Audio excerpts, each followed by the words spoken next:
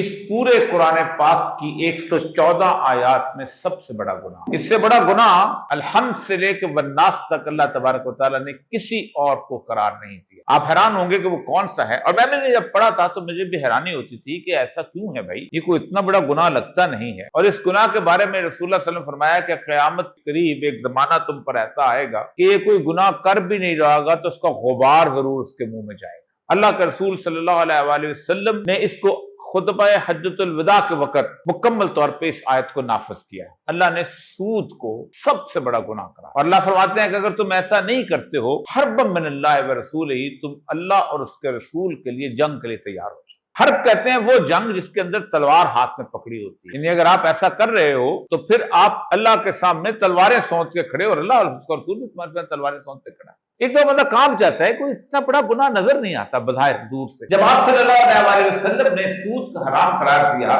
تو سب سے زیادہ جو قرض پہ سود لینے والے تھے وہ عبداللہ ابن عباس تھے، میرے جد امجد ہیں،